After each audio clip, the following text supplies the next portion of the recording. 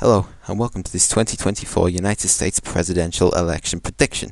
I'm Joey, and I'm an unbiased political commentator. In this prediction, we will be seeing what will happen if Marjorie Taylor Greene, the Republican, who is the representative for Georgia's 14th congressional district, takes on the incumbent president of the United States, Joe Biden. I don't think this matchup will be especially likely, because Marjorie Taylor Greene is not especially popular even among the Republican base, being extreme and a conspiracy theorist, whereas Joe Biden might choose not to run, or he might retire before he can run due to his age, currently being the oldest serving president ever in United States history. So without further delay, I will get on to categorizing these states. First, I will start with the safe states. Those are states that I think Joe Biden would win by upwards of 15%. That is Vermont, that is Massachusetts, that's Connecticut and Rhode Island, that is New York. I think probably New Hampshire in this case as well, because New Hampshire is obviously, it's quite white, but it's quite Democratic, and the few Republicans you do get, well, not few Republicans, it is technically a swing state, but the sort of Republicans you do find in New Hampshire tend to be quite moderate Republicans, so I think they just wouldn't turn out at all or hold their nose and go for Biden and for Marjorie Taylor Greene, and so that is what would give it to Joe Biden by upwards of 15%. Actually, not upwards of 15%. I'll give it to him likely, but it's close to being safe. That's New Jersey, that's Delaware, Biden's home state where he was senator. Well, not home state, but he was senator there. That's Maryland. That's probably Virginia as well. I mean, the suburbs have just trended so far to the left for the GOP to even have a chance in this state anymore. And that's District of Columbia, New Mexico, Colorado. None of these are particularly debatable. I mean, obviously these have trended so far to the left of their 2000 South, and they're just not going to be won by the GOP anymore. That's California, that's Oregon, and that's Washington. And probably Hawaii and Illinois as well. Not probably, because these are pretty much confirmed for the GOP safe in that election. We also would have probably Maine, and Maine's first district in that regard, because Maine's first district, because that is especially very much against extreme candidates, which would put Marjorie Taylor Greene at a massive disadvantage here. And now on to safe states for the GOP, of which Marjorie Taylor Greene would probably have Idaho, Wyoming, probably South Dakota, probably North Dakota, Oklahoma, Arkansas, much of the South up until about this point. Is that it for her? I think that's pretty much it for her. And Nebraska, much of Nebraska, to be honest with you. Nebraska, I think Nebraska's second district, would go to Democrats safe, because this is quite a suburban district, and obviously the Dems are losing a lot of support with this demographic. So now on to the likely states. That's states that will be won by below 15% but above 5%. So I think we can comfortably start with Nevada in that regard. I think Nevada would go to Joe Biden by a likely margin in this case, because of Marjorie Taylor Greene being that deplorable for the GOP. Suburbans and Hispanics would trend heavily away from her, or they weren't trending towards her to begin with, or the GOP, but they would trend heavily to the left in this election because of Marjorie Taylor Greene, how bad a candidate she is. I think she would also lose her home state of Georgia by a likely margin. And the reason for that is it's sort of pretty much, this is a general sort of Democrat trending state, and what with her being such a bad candidate, she would lose the suburbs by huge, colossal margins, and you'd get a lot of African American turnout against her and in favour of Joe Biden, which is a big part of what won him the state against Trump in 2020. I think some other likely states would be Wisconsin, probably Minnesota, probably Michigan, and I think, are there any others? I don't think there are any others other than Pennsylvania. And in the case of Pennsylvania, the suburban trend to the Democrats and the rurals not growing as fast as them would pretty much assure Biden a likely victory here. And even though Wisconsin is technically trending towards the Republicans because the suburbs there are shrinking, Biden is simply so much better for the white working class than Marjorie Taylor Greene in this state. And there's not really a lot to debate about Michigan or Minnesota, other than Minnesota could be safe because it's a lot like New Hampshire, but I think it would be likely in this regard, but it's close to being safe. Make no mistake about that.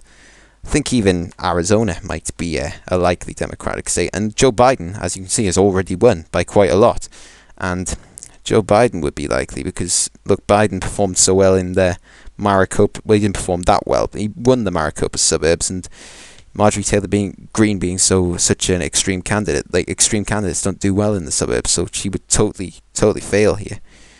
Is there any others? I don't think there are, but there are some likely states Marjorie Taylor Greene has of her own. That's Montana, Kansas. I don't know why Utah is safety, but it's not meant to be. Missouri, I think, Indiana, and probably Mississippi. Mississippi because the black turnout would trend so strongly against Marjorie Taylor Greene. Utah and Montana because of, I think, someone as bad as Marjorie Taylor Greene and Joe Biden, assuming he has a good record as president, would really start to see the Native American turnout really increasing and really narrowing up these regions a lot. Kansas, Marjorie Taylor Greene is such a bad candidate for the suburbs, and look, that would see this state lost by by the Democrats, but by well under 10%, I think. Are there any others? I don't think there are. I don't even think Alaska will be likely Republican in this regard. Other than I think the first district in Nebraska, first congressional district of Nebraska would be likely Republican, because that's just how it is in general. It would be narrowed up somewhat by Marjorie Taylor Greene being a really bad candidate, but I don't think it would make that much of a difference. So I don't know if there are any more. No, and now we have to come on to the lean states. I think it's safe to say Maine's second congressional district would be lean in this regard. I'm sorry, I haven't done this in a while, so I'm getting these confused. And I think that's just lean because I think it was lean for Obama, and I think in the case of Marjorie Taylor Greene being the type of candidate she is, she just would not win over the sort of moderate rural voters you have up here. So that state lost by that district lost by a lean margin. And so Florida, I think, would be lean Democratic as well, because in the case of Florida, extreme candidates just don't tend to do very well there at all. And even though I think I could see a lot of Cuban voters even splitting for Biden, because some voters tend to have a short memory span, and that is what could make them forget about the communist rhetoric. And having seen Joe Biden's performance as president and learning that he is indeed not a communist or a socialist, that would might incline them towards Joe Biden. And so I don't know if probably Marjorie Taylor Greene would probably have a few lean states. I think that would be Alaska, and I think that would be South Carolina. I should have mentioned that North Carolina would be likely Democrat, because look, this is a very suburban state, and she'd be bad for the suburbs. And this is a very African American state as well, and that would increase African American turnout against Marjorie Taylor Greene. And don't forget the fact that this did indeed go for Obama in 2008, and so it's easily within reach for the Democrats, and they can win it by big margins if the GOP makes a mistake of running a really, really bad candidate. And so in the case of South Carolina, I think that's lean Republican. And I think it is lean Republican simply because Alaska's lean Republican. I think it is lean Republican because it is a general sort of GOP state that goes to them by a likely margin. But I think the suburbs and sort of minority turnout would increase against her, and Joe Biden would be able to make a lot of inroads in the suburbs in this state, and that is why he would lose it only by a lean margin. Don't know if there's a lot. There are no tilt Republican states. I'm going to give all of the tilt states to Joe Biden. I'll go through these one by one. Iowa is the most controversial on this list, but don't forget, it went for Obama. It went for Barack Obama by over 1%. And look, this state is not deep red. Don't let anyone tell you this state is deep red. It's not. Biden narrowly carries Iowa in this election on the basis of Marjorie Taylor Greene being too extreme, and the rural voters in here do not like extreme candidates, no matter what people might try and tell you. And I think he could also improve his numbers here by running it up in the Des Moines urban area and some of the other few urban areas that this predominantly rural state has. And there is Ohio. I think Joe Biden would win this state, possibly even by a lean margin. Actually, I'm going to put it as lean. Possibly even by a lean margin on the basis of strong Democratic strongholds in the suburbs. That's Cleveland. That is, I don't know, I can't remember any other cities in Ohio at this point. I think the Dayton, that's another one. And the suburban strongholds would turn out so much in favour of Joe Biden. And I think even the Trump effect that has swung this state in recent elections towards the right would not impact this victory, is the margin of victory here for Joe Biden at all. I think some of them wouldn't even bother turning out, and some of them may even hold their nose and vote for Joe Biden after seeing that he's been a good candidate in other parts of the Rust Belt for Wisconsin and Michigan.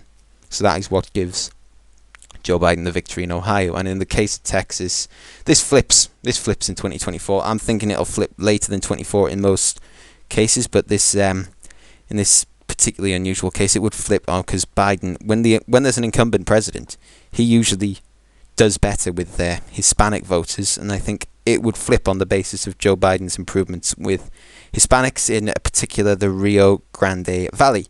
And so that is why Texas is going to flip towards the Democratic Party in this particular 2024 scenario. So that has been my prediction for this matchup between Marjorie Taylor Greene, who has a pathetic 125 electoral votes against Joe Biden's 413. That has been my unbiased commentary of this matchup, this potential but unlikely matchup. And so, what do you think of it? Let me know in the comments. Do you disagree? Do you agree? Just tell me about it. And if you like this video, don't forget to click that like button, give it all you got, and subscribe for more much like it.